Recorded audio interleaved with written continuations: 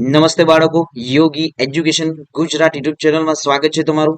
વિદ્યાર્થી મિત્રો, આજે આપણે શીખીશું ધોરણ 8 વિષય વિજ્ઞાનની જે પ્રશ્ન બેંક છે એ પ્રશ્ન બેંકનું સોલ્યુશન. પ્રકરણો 1 થી 3 માંથી જ વિદ્યાર્થી મિત્રો આ ક્વેશ્ચનો તૈયાર કરવામાં આવ્યા છે. જોઈએ પ્રશ્ન 1. નીચેના પ્રશ્નોના જવાબ આપો.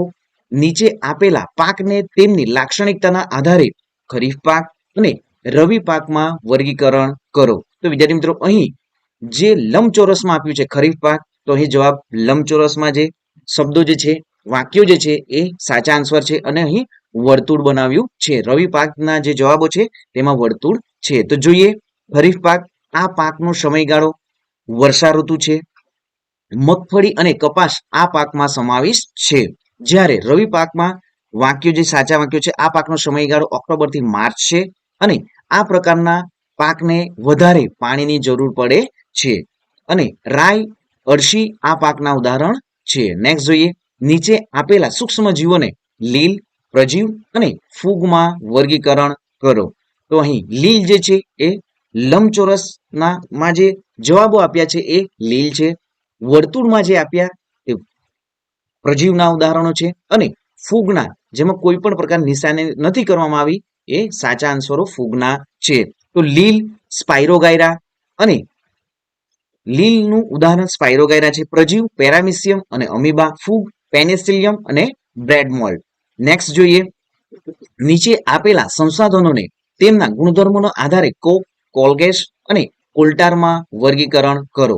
તો અહીં જે લંબચોરસમાં જે કોકનો સાચો આન્સર છે તે કાર્બનનું લગભગ સંપૂર્ણ શુદ્ધ સ્વરૂપ છે. તે સખત, છિદ્રાળુ અને કાળા રંગનો પદાર્થ છે. જ્યારે કોલગેસમાં સાચા આન્સર છે તે કોલસામાંથી કોક બનાવવાની પ્રક્રિયા દરમિયાન મેળવવામાં આવે છે. કોલ્ટાર સાચો જવાબ છે, તે 200 જેટલા પદાર્થોનું મિશ્રણ છે.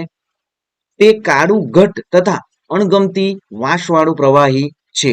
ધોરણ 8માં વિદ્યાર્થી મિત્રો તમે ભણો છો. ધોરણ 8માં જ્ઞાન સાધના સ્કોલરશિપ પરીક્ષા પણ વિદ્યાર્થી મિત્રો આવશે જ, અને NSS ની પણ પરીક્ષા વિદ્યાર્થી મિત્રો તમે આપી શકશો. તો વિદ્યાર્થી મિત્રો NSS અને જ્ઞાન સાધનાની પણ તૈયારી આપણી યુટ્યુબ ચેનલ પર કરવામાં આવે છે. તો જે પણ વિદ્યાર્થી મિત્રોએ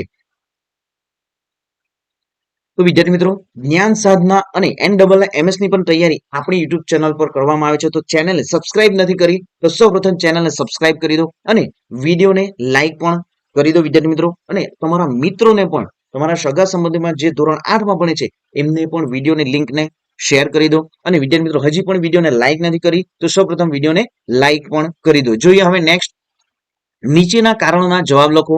અળસિયાને ખેડૂતના મિત્ર કહેવાય છે.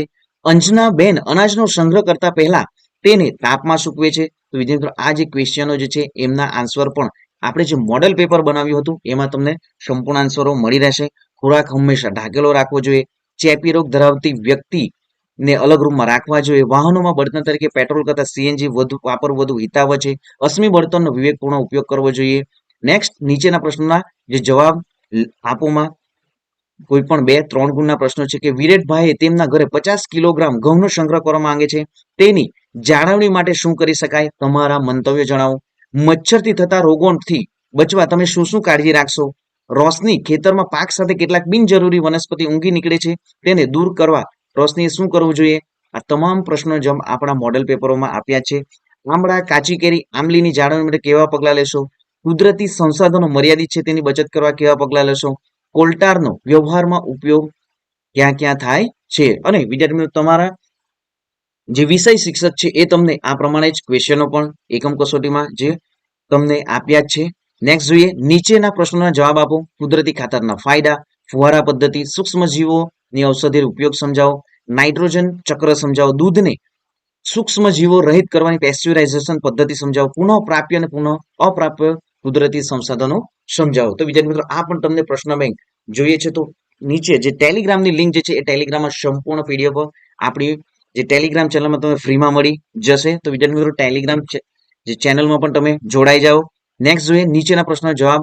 વાહન ચલાવતી વખતે પેટ્રોલ ડીઝલની બચતમાં કરવા તમે શું કરશો? જમીનની ફળદ્રુપતા જાળવવા તમે શું કરશો? આધુનિક સિંચાઈ પદ્ધતિ પર્યાવરણને બચાવવા કેવી રીતે મદદરૂપ બને છે? તો વિદ્યાર્થીઓના સંપૂર્ણ આન્સરો જે છે એ આપણા મોડેલ પેપરમાં પણ છે જ. નેક્સ્ટ જોઈએ, આથોનની શોધ કોણે કરી? તેની ઉપયોગિતા શું? તો આથોનની શોધ લુઈસ પાશ્વરે આથોની શોધ 1857માં કરી હતી. શીતળાની રસીની શોધ કોણે કરી? તો એડવર્ડ જેનરે કરી હતી. એલેક્ઝાન્ડરે શાની શોધ કરી હતી ક્યારે?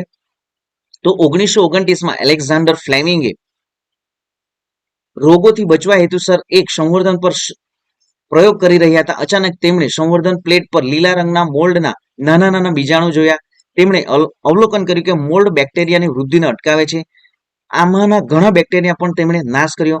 આ મોલ્ડમાંથી પેનિસિલિન બનાવાઈ. તો જે એલેક્ઝાન્ડર ફ્લેમિંગે પેનિસિલિનની શોધ કરી હતી. તો વિદ્યાર્થી મિત્રો, વિડીયોને લાઈક નથી કર્યો, સૌપ્રથમ લાઈક કરી દો, ચેનલને સબસ્ક્રાઇબ કરી દો. અને વિદ્યાર્થી મિત્રો, ધોરણ 8માં આપણી જે સ્કોલરશિપની પરીક્ષાઓની તૈયારી પણ કરવામાં આવે છે, તો ખાસ વિદ્યાર્થી મિત્રો સબસ્ક્રાઇબ પણ થઈ જવું. તમને સંપૂર્ણ માહિતી જે છે જ્ઞાન સાધના, NMS અને આવનારી પ્રથમ પરીક્ષાની પણ તૈયારી આપણી યુટ્યુબ ચેનલ પર કરવામાં આવે છે. તો વિદ્યાર્થી મિત્રો સબસ્ક્રાઇબ કરી દો. મળીશું વિદ્યાર્થી મિત્રો નેક્સ્ટ વિડીયોમાં નવી જ્ઞાન, નવી માહિતી સાથે. જય હિન્દ વિદ્યાર્થી મિત્રો, વંદે માતરમ.